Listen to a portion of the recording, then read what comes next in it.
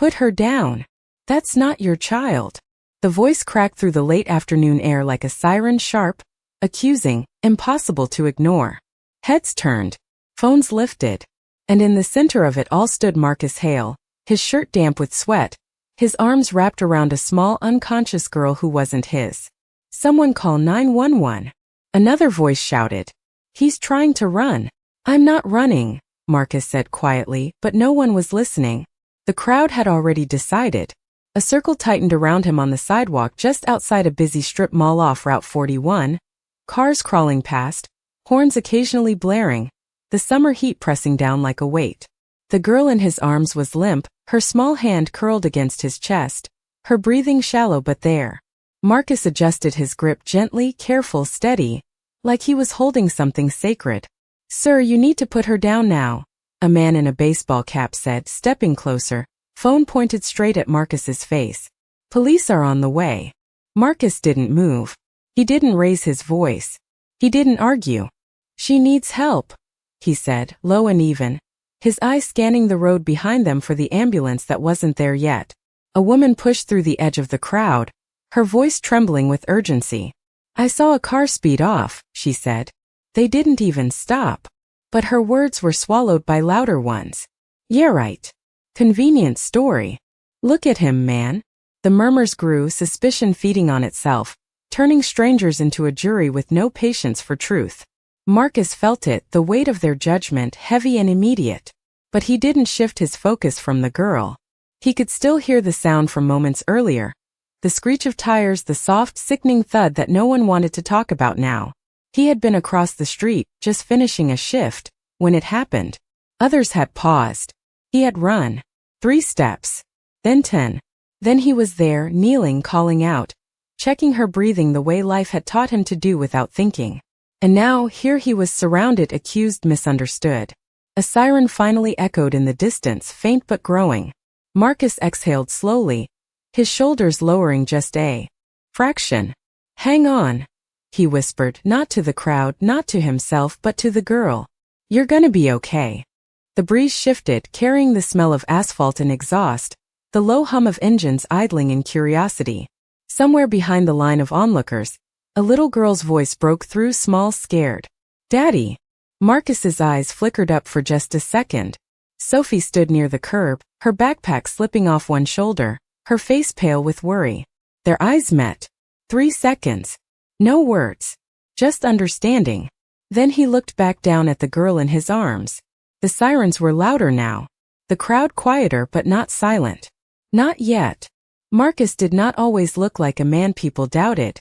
5 years earlier, before the long nights and quiet sacrifices, he had stood straighter, spoken more, believed that doing the right thing would always be enough. Back then, mornings smelled like fresh coffee and warm toast instead of rushed bus stops and second jobs. Back then, Sophie used to laugh louder. Now life moved differently. Slower in some ways, heavier in others. Marcus worked security at a warehouse on the edge of town, the kind of job where nobody asked questions as long as you showed up on time and stayed quiet. 12-hour shifts, 5 sometimes 6 days a week, watching cameras, walking empty aisles, listening to the low hum of fluorescent lights overhead. It was not glamorous, but it paid enough to keep the lights on in their small 2-bedroom apartment and put food on the table. Barely enough, but enough. Every morning at 6:30, Marcus would walk Sophie 3 blocks to the bus stop, her small hand tucked into his, her backpack bouncing lightly with each step. Kindness matters, he would tell her. The same words every day, like a promise he refused to break. Sophie would nod, even on the days she did not fully understand. She had her mother's eyes, soft and searching, always looking for something good in the world. After the bus pulled away, Marcus would stand there a moment longer than necessary, watching until it disappeared around the corner, as if making sure she was truly safe before turning back to his own routine. Safety had become his quiet obsession. Not fear, not control, just a steady, unspoken commitment. He had learned the hard way that the world did not always slow down when someone needed help. That sometimes people looked away. That sometimes doing nothing was easier. That was why, when the sound of tires cutting too fast across asphalt reached him earlier that afternoon, something inside him had moved before thought could catch up. Not heroism. Not impulse. just habit shaped by years of choosing not to walk past what mattered. The crowd around him now could not see any of that. They did not see the early mornings or the skipped meals or the way he folded Sophie's clothes late at night when she had already fallen asleep. They saw a man holding a child who was not his. They saw a moment without context and filled in the rest with suspicion. A police cruiser pulled up, lights flashing softly, not loud, but enough to command attention. The murmurs shifted, bending toward authority. An officer stepped out, hand resting near his radio, eyes scanning quickly, assessing. "Sir," he called out, voice firm but controlled. "I need you to set the child down." Marcus looked up just for a second, then back at the girl in his arms. He adjusted his grip again, careful, deliberate. "She is breathing," he said quietly, "but it is shallow." The officer took a step closer, tension threading through the space between them. Around them the crowd leaned in, waiting, watching, recording. And somewhere behind it all, Sophie stood very still, her small fingers gripping the strap of her backpack, her eyes fixed on her father as if the entire world had narrowed down to this single moment. Marcus did not argue. He did not defend himself. He simply waited, holding on, steady in a storm that had not yet reached its loudest point. The ambulance arrived not with chaos, but with a kind of quiet urgency that cut through the noise more effectively than any shout ever could. The flashing lights painted the storefront windows in red and white pulses, reflections bending across glass and chrome, while two paramedics stepped out with practiced calm, their movements efficient, focused, almost rehearsed by years of moments just like this. "We have it," one of them said, not loudly, but with enough certainty to shift the energy in the air. Marcus did not resist when they approached. He lowered himself carefully onto one knee, easing the girl into their care with the same steadiness he had held since the beginning. "She lost consciousness for maybe 30 seconds, he said, his voice even, controlled. "Breathing is there, but light." The paramedic nodded, already checking her pulse, her eyes, her response. Around them the crowd leaned closer again, phones still raised, but something had changed. The certainty in their accusations had softened into curiosity, into something less defined. "Sir, I need you to step back," the officer repeated, though his tone had shifted slightly, less sharp now, more measured. Marcus stood slowly, his hands empty for the first time since he had reached her. He did not look at the crowd. He did not look at the officer. His eyes moved only once toward Sophie. She had not moved from her spot near the curb. Her shoulders were small, tense, her eyes wide, holding questions she was too young to ask out loud. Marcus gave her the smallest nod, barely visible but enough. She nodded back.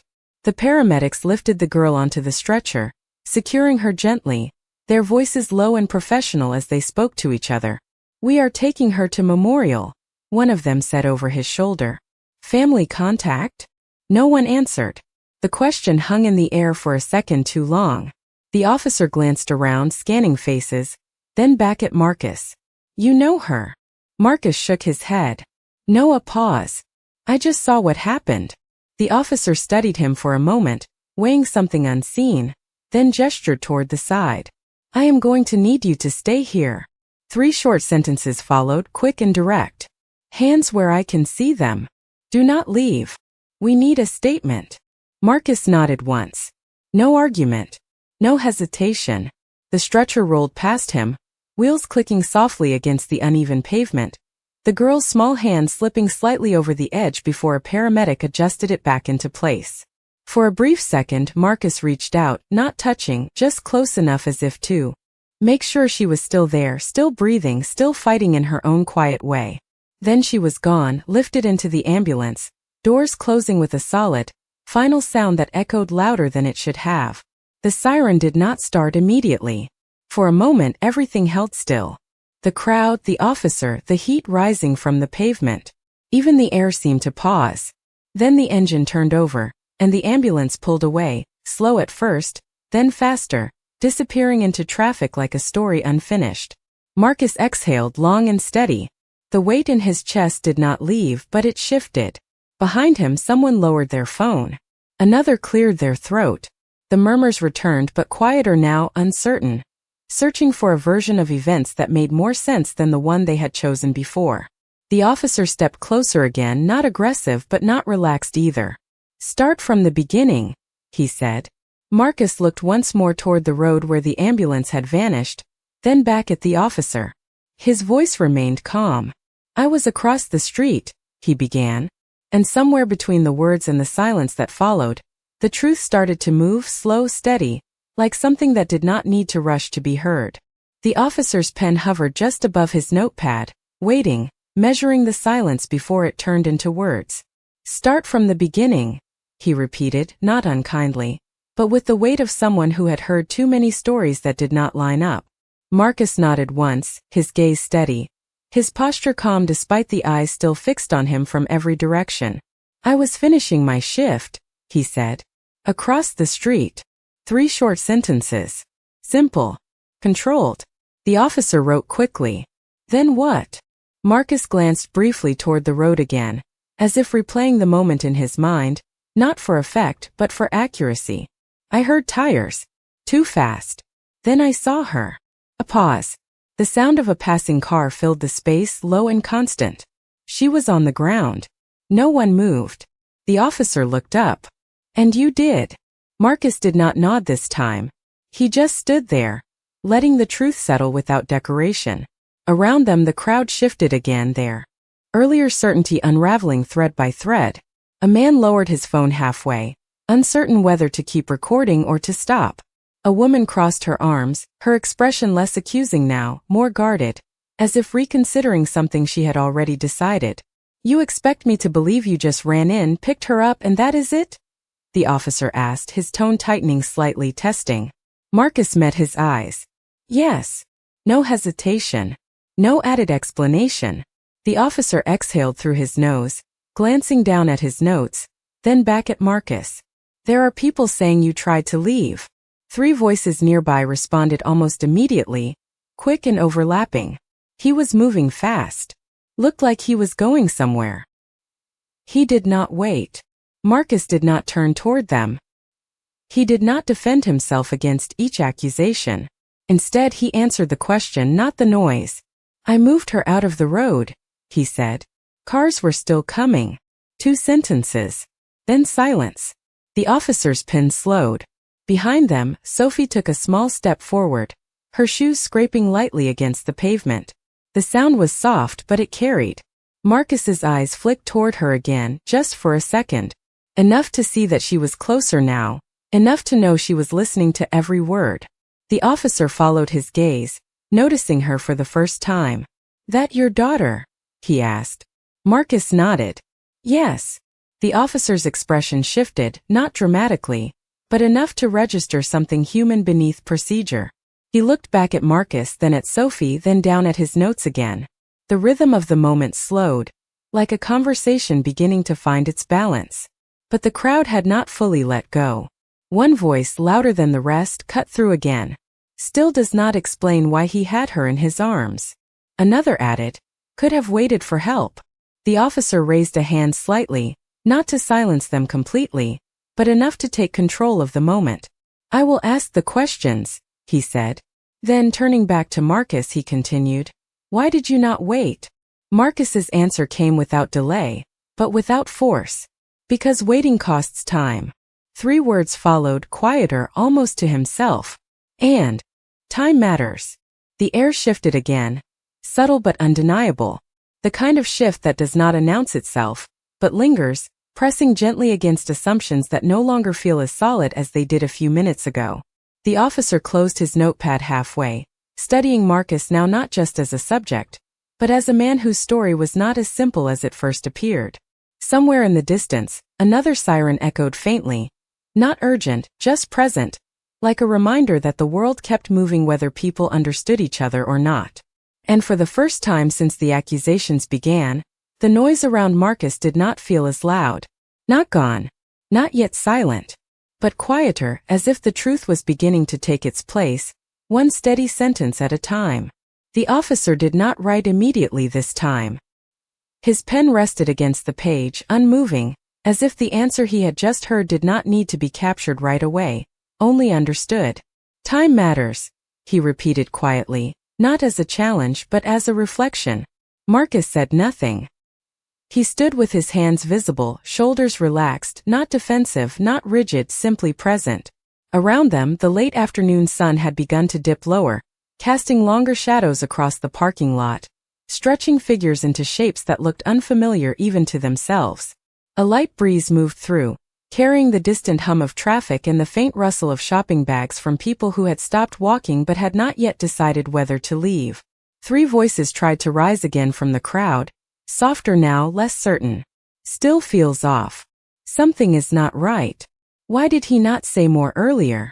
The officer lifted his hand again, firmer this time. Enough. 1 word. Clear. Final. The murmurs dropped, not completely gone, but contained, like a tide pulled back by something stronger than itself. He stepped closer to Marcus, lowering his voice just slightly. You stayed, he said. You did not leave the scene. Marcus nodded once. Yes. You called for help. Yes. You moved her out of danger. Yes. Each answer came steady, measured, without urgency, without the need to convince. The officer watched him for a moment longer, then glanced past him toward Sophie, who now stood only a few feet away, her small frame still, her eyes locked onto her father as if nothing else in the world existed. Something in the officer's expression shifted again, subtle but real, the kind of shift that does not come from words, but from recognition. He closed his notepad slowly, the soft snap of the cover louder than expected in the quiet that had settled over the group. All right, he said, more to himself than to anyone else. Then louder so the crowd could hear. We are going to wait for further information from the hospital. The tension did not disappear, but it loosened, like a knot that had been pulled too tight and was finally beginning to give. A man near the front lowered his phone completely this time. A woman let out a breath she had been holding without realizing it. The certainty that had fueled the accusations was no longer solid. It had cracked, and through those cracks, doubt had begun to seep in. Marcus exhaled slowly, not in relief but in acceptance. He had not expected anything from this moment. Not understanding. Not fairness. Just the chance to do what needed to be done. Sophie stepped closer now, her hand reaching out until her fingers wrapped gently around his. He looked down at her, and for the first time since the sirens had started, something softer passed through his eyes. Not fear. Not frustration. Just quiet reassurance. She squeezed his hand once, small but certain. Around them the world did not stop, but it paused just enough to feel different. The kind of pause that comes before something shifts in a way no one can predict. And somewhere beyond the line of parked cars, far down the road where the ambulance had gone, a black sedan turned into the lot, its movement smooth, deliberate, almost unnoticed at first. But not for long. The black sedan did not rush. It did not need to. It moved with a kind of quiet authority that did not demand attention, but drew it anyway, gliding past rows of parked cars until it came to a smooth stop near the edge of the gathering. The engine cut off, and for a brief moment nothing happened. No doors opened. No voices called out. Just stillness, thick and deliberate, like the pause before something important reveals itself. A few people in the crowd turned, their curiosity shifting toward this new arrival. One man leaned slightly to get a better look. Another lowered his phone, instinctively sensing that whatever was about to unfold did not need commentary. Marcus noticed it too, though he did not stare. His focus remained grounded, steady, anchored in the present. But Sophie's eyes drifted toward the car, her small fingers tightening just a little around his hand. The driver's side door opened first. A man in a dark suit stepped out, his posture straight, his expression composed, scanning the scene with quick precision. He did not speak. He simply moved to the rear door and opened it with quiet efficiency. Then she stepped out. Clara Whitmore did not raise her voice. She did not need to. Her presence carried something heavier than sound, something that shifted the air the moment her heels touched the pavement. She was dressed simply but with unmistakable precision, every detail controlled, every movement intentional. Her eyes moved across the crowd once, taking in everything without appearing to linger on anything. The officer straightened slightly, his stance adjusting without thought, as if responding to something unspoken. A ripple passed through the onlookers, not loud but unmistakable. Recognition. Uncertainty. Respect. Clara did not acknowledge the crowd. She walked forward, her pace measured, her gaze focused ahead until it landed on the officer. "I was told there was an incident," she said, her voice calm, even carrying just enough weight to quiet the remaining whispers. The officer nodded, his tone shifting to match hers. "Yes, ma'am. A young girl was transported to Memorial. We are still gathering information." Clara's eyes did not leave his. "Her name?" The officer hesitated for a fraction of a second, then answered. Clara's expression did not change, but something in her posture tightened, almost imperceptibly, like a thread pulled just beneath the surface. She turned her head slightly, her gaze moving past the officer, past the edge of the crowd until it found Marcus. The moment stretched. No one spoke.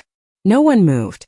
Marcus stood exactly where he had been, his hand still holding Sophie's, his expression unchanged, calm, grounded, unshaken by the shift in attention now directed toward him. Clara studied him for a second longer than expected, her eyes searching, not with suspicion, but with something deeper, something closer to certainty. Around them, the crowd felt it before they understood it. The shift. The quiet reordering of everything they thought they knew. The officer followed her gaze, then looked back at Marcus, then at Clara again, the pieces beginning to move into place, though not yet fully formed. A breeze moved through the lot again, softer this time, carrying with it a stillness that felt different from before. Not tense. Not uncertain, just waiting. And in that waiting, in that fragile, suspended moment between question and answer, the truth stood closer than anyone realized, steady, undeniable, and only seconds away from being spoken. Clara did not rush her next step. She moved forward slowly, each footfall measured, deliberate, the soft click of her heels against the pavement echoing louder than the distant traffic.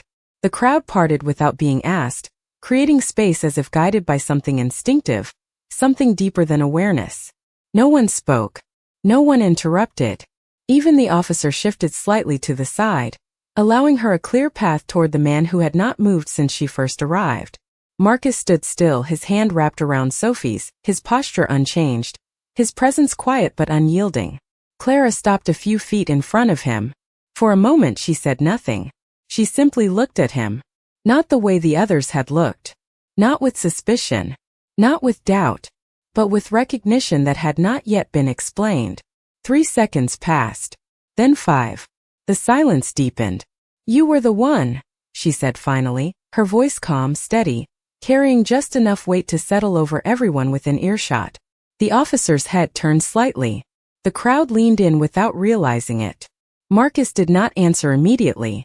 He did not step forward. He did not step back. He simply met her gaze. "I saw what happened," he said, his tone unchanged, as if the moment had not grown heavier around him. Clara's eyes did not waver. "And you stayed?" It was not a question. Marcus gave a small nod. "Yes." The air seemed to hold its breath. A man near the front shifted his weight. A woman who had been recording lowered her phone completely, her screen going dark. The earlier voices, the accusations, the certainty that had once filled the space now felt distant, almost out of place.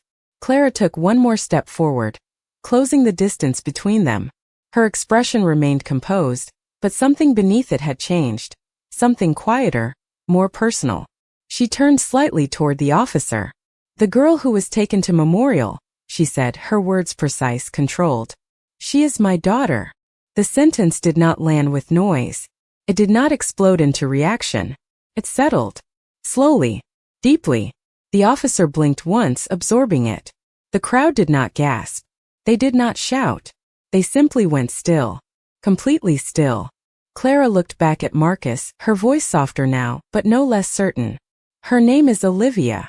She paused just long enough for the name to carry. "And she does not trust easily." Another breath. Another shift. "But she trusted you." Marcus's grip on Sophie's hand tightened just slightly, not out of fear, but out of grounding, as if anchoring himself to the one thing that had always been his truth. He did not smile. He did not look away. He simply stood there, steady, present, exactly as he had been from the beginning. Clara held his gaze for one more second, then spoke again, her words clear, unshaken. "You did not take anything from this moment," she said. You gave her time. Silence followed. Not uncertain. Not questioning. Just silence. The kind that does not need to be filled. Around them the crowd had stopped moving entirely. Phones lowered. Arms uncrossed. Eyes no longer searching for fault, but for understanding. The officer closed his notepad completely now. His posture no longer guarded but attentive. And in that stillness, in that quiet space where judgment had once been loud, something else took its place. Not apology. Not yet. But something closer to. Something that began with recognition and ended, inevitably, in respect. No one spoke after that. Not immediately. The words had settled too deeply, too cleanly, leaving no space for interruption, no room for doubt. The crowd that had once leaned forward with accusation now stood frozen, their earlier certainty dissolving into something quieter, something harder to face. A man near the front lowered his gaze to the pavement. A woman who had been recording slipped her phone into her purse without a word. Even the air felt different, lighter in one way, heavier in another, as if truth had weight that no one could ignore once it arrived. The officer cleared his throat softly, not to break the silence but to acknowledge it. "Ma'am," he said, his voice more measured now, "we were just—" Clara lifted her hand slightly, not dismissive, but enough to stop the explanation before it began. "I understand," she said. 2 words. Calm. Controlled. She turned her attention back to Marcus, her expression steady, her posture composed, but there was something new in her eyes now, something that had not been there when she first stepped out of the car. Not authority. Not distance. Something closer to respect. "Most people hesitate," she said quietly. "They wait for someone else to act." A brief pause. The faint sound of a shopping cart rolling across the lot echoed somewhere behind them. "You did not." Marcus shifted his weight slightly, not uncomfortable, just grounded. "There was no time," he replied. His voice remained low, even untouched by the shift in attention. Clara nodded once, as if that answer aligned with something she already knew. She glanced briefly toward Sophie, her gaze softening just a fraction as she took in the small hand still holding tightly to her father's. "You taught her well," Clara said, her tone gentler now, almost reflective. Marcus looked down at Sophie, then back at Clara. "I try." 3 simple words. No pride. No performance. Just truth. The officer stepped back half a pace, giving them space without being told. Around him, the crowd remained still, no longer a circle of judgment, but a quiet witness to something they had not expected to see. One man spoke, his voice low, uncertain. "We thought—" He stopped himself. Another woman shook her head slightly, her arms no longer crossed, her posture open, unsure what to do with the shift she felt inside. Clara did not address them directly. She did not need to. The silence itself was enough. It stretched across the space, filling every corner that had once held noise, until even the smallest movement felt significant. Marcus did not step forward to claim anything. He did not look around to see who had been wrong. He simply stood there, exactly as he had from the beginning, steady, quiet, unchanged.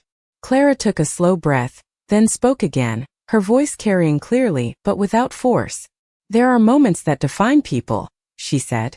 "Not because they are seen, but because they are chosen." She let the words settle, not as a speech, but as something closer to a truth spoken out loud. Her gaze returned to Marcus. "You chose well." The statement did not demand a response. It did not require one. And in that moment, in the stillness that followed, something deeper than apology began to form in the space between everyone present. Not loud, not dramatic, just real. A quiet recognition that dignity does not argue for itself, and that sometimes, the strongest voice in the room is the one that never needed to be raised at all. The silence did not break all at once. It eased slowly like a tide pulling back from the shore, leaving behind something clearer than what had come before. No one rushed to speak. No one stepped forward to explain themselves. The weight of what had just been revealed settled into the space, steady and undeniable. Marcus shifted slightly, not to leave, not to escape, but simply to stand more comfortably beside his daughter. Sophie looked up at him, her eyes no longer wide with fear, but soft, searching, as if she was trying to understand something she had just witnessed but could not yet fully name. He gave her a small nod, the same quiet reassurance he had always given her, the kind that did not need words. Clara remained where she was for a moment longer, her gaze resting on Marcus with a calm that carried more meaning than any grand gesture could. Then with a subtle breath she stepped back half a pace. Not distance. Not retreat. Just space. "The hospital will take care of the rest," she said, her voice composed, steady. "But what you did here will not be forgotten." Marcus did not respond immediately. He did not look around to see who was listening. He did not search for acknowledgement. "I did what anyone should do," he said quietly. 3 sentences followed, simple and clear. "She needed help. I was there. That is all." Clara studied him for a second, then nodded once, a gesture small in movement but immense in meaning. It was not gratitude in the way people expected. It was not obligation. It was respect. The kind that does not need to be spoken twice. The officer stepped forward again, his posture now fully at ease. "You are free to go," he said. "No suspicion. No hesitation. Just fact." Marcus nodded, his hand tightening gently around Sophie's as he turned slightly toward the sidewalk. The crowd parted again, but this time not out of curiosity or tension. Out of something quieter. Something closer to recognition. A man who had spoken earlier looked down as Marcus passed, his voice barely above a whisper. "I was wrong." Marcus did not stop. He did not correct him. He simply kept walking. A woman placed a hand over her mouth, her eyes following him, not with judgment, but with something like regret. One by one phones disappeared. Shoulders relaxed. The moment that had once felt loud and chaotic had transformed into something else entirely.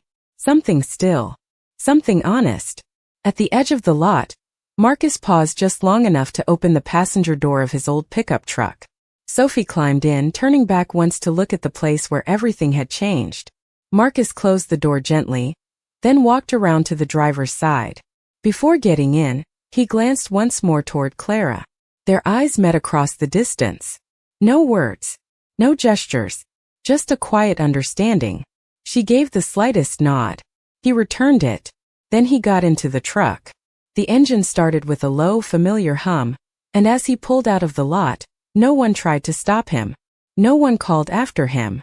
They simply watched as he drove away, not as a man who had been questioned, but as someone who had shown them something they had not expected to see. And long after the truck disappeared into traffic, the silence remained, not empty but full, carrying with it a lesson no one there would forget. That dignity does not demand attention. That kindness does not wait for permission. And that sometimes, the most powerful moment in a crowded place is when everyone finally understands